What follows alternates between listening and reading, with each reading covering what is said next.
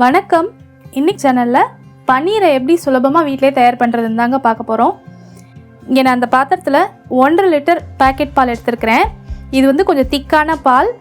நீங்கள் பேக்கெட் பால் எதில் வேணால் பண்ணலாம். ஆனால் கொஞ்சம் திக்கான பால் எடுத்தோன்னா நமக்கு பன்னீரோட அளவு பார்த்திங்கன்னா கூடுதலாக கிடைக்கும். நான் அடுப்பு பற்ற வைக்கிறேன். இந்த பால் நல்லா காயிட்டும். மேலே ஆடப்படியாத அளவுக்கு இதில் நல்லா கலந்து விட்டு நம்ம இதை காய்ச்சணுங்க. பால் இப்போ தான் லேசாக சுட ஆரம்பிக்குது. நல்லா கலந்து விட்டுட்டே இருந்தோன்னா மேலே ஆடப்படியாதுங்க.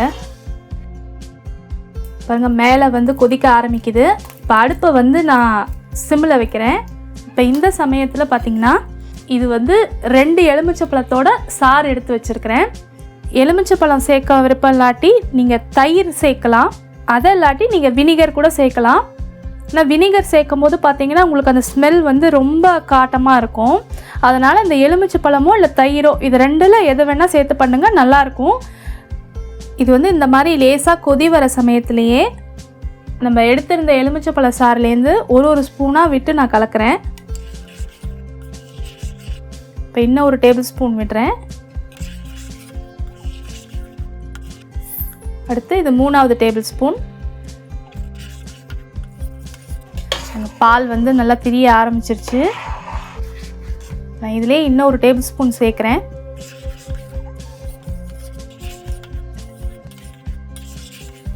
அவ்வளோதான், பால் நல்லா திரிஞ்சிருச்சு. நான் எடுத்திருந்த அந்த 2 எலுமிச்சைப்பழ சாறு ஃபுல்லாக சேர்த்தாச்சுங்க. 4 டேபிள் ஸ்பூன் இருந்தது. இப்போ இதை இந்த மாதிரி திரிஞ்சதுக்கப்புறம் ரொம்ப கொதிக்க விடக்கூடாது. உடனே அடுப்பை நிப்பாட்டிட்டேன் நான். இப்போ நான் இங்கே பார்த்தீங்கன்னா இங்கே ஒரு பாத்திரம் வச்சுருக்கிறேன். இது என்னோடய ப்ரெஷர் குக்கர் தான். அது ப்ரெஷர் குக்கர் தான் வைக்கணும்னு இல்லை, ஏதாவது ஒரு பாத்திரம், இந்த தண்ணி வடியறதுக்கு இந்த மாதிரி ஒரு பாத்திரம் கீழே வச்சுக்கணும். வச்சுட்டு இது மேலே பாருங்கள், இது நம்ம காய் வடிக்கிறதே இது கொஞ்சம் பெரிய சைஸ். இது மாதிரி உங்கள்கிட்ட எந்த பாத்திரம் இந்த மாதிரி ஓட்டை போட்டு இருக்கோ இந்த காய் வடிக்கிறது அதை வச்சுக்கணும். இது மேலே வச்சுட்டு இதில் பார்த்திங்கன்னா இந்த மாதிரி வெள்ளை துணி, நல்லா ஏதாவது வேஷ்டி துணி இந்த மாதிரி இது மேலே போடுறேன். அதில் போட்டாச்சு. தண்ணி வடியறதுக்கான ஒரு செட்டப் தாங்க இது. இப்போ இதில் நம்ம பால் திரிச்சு வச்சுருக்கோம் இல்லையா, அதை நம்ம இதில் ஊற்றி வடிகட்ட போகிறோம்.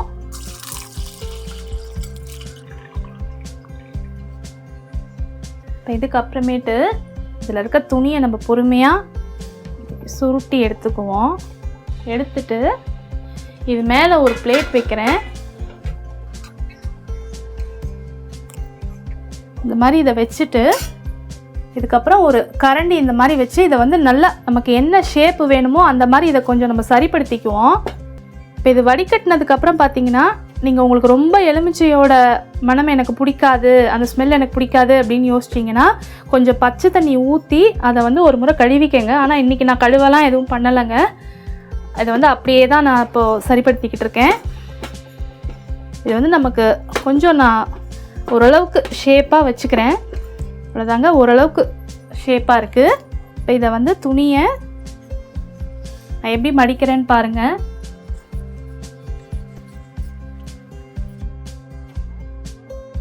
இது இப்படி மடிக்க முடியாட்டி நீங்கள் இப்படி முடிச்ச மாதிரி போட்டு கூட இப்படி கட்டி தொங்க விட்டுறலாங்க. அது பன்னீர் உங்களுக்கு ரொம்ப லூஸாக இருக்கும். உங்களுக்கு துண்டுகள் நல்லா போடணும் அப்படின்னு பிரியப்பட்டீங்கன்னா இந்த மாதிரி ஷேப்பாக இதை நல்லா மடிச்சுக்கிட்டு பாருங்கள். இப்போ உங்களுக்கு அடியில் பார்த்தா தெரியும். இப்போ இந்த பிளேட்டை நான் எடுத்துடுறேன். இப்போ இதுக்குள்ளே நல்லா இப்படி ஒரு பிளேட் இப்படி உட்கார்ற மாதிரி ஒரு பிளேட் வைக்கிறேன். வச்சுட்டு இது மேலே நான் இந்த பன்னீரை அப்படியே வைக்கிறேன்.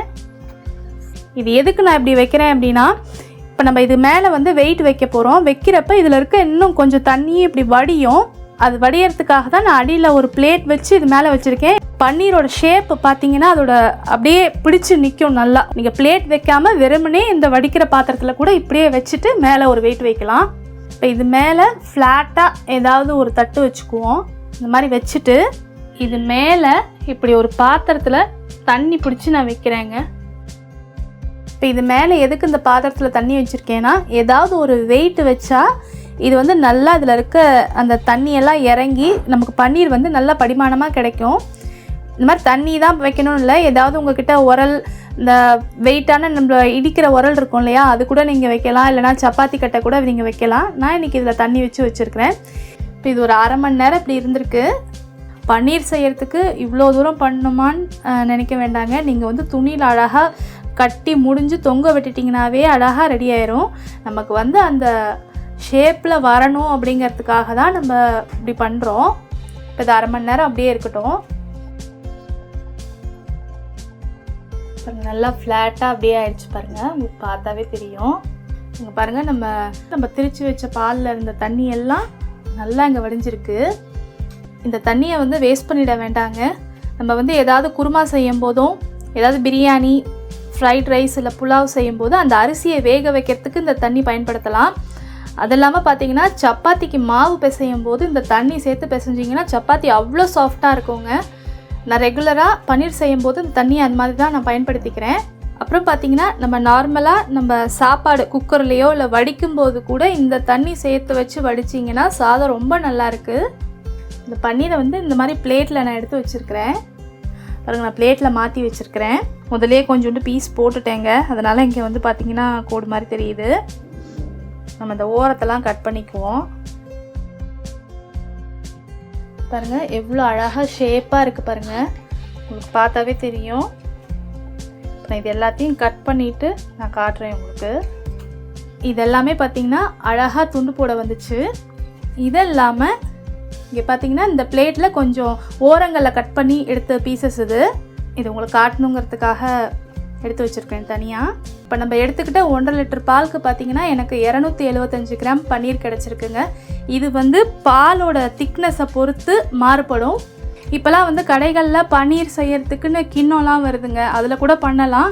நம்ம இன்றைக்கி எளிமையாக துணி வச்சே நல்லா வடிகட்டிட்டு அதிலே வச்சு பண்ணிட்டோம்.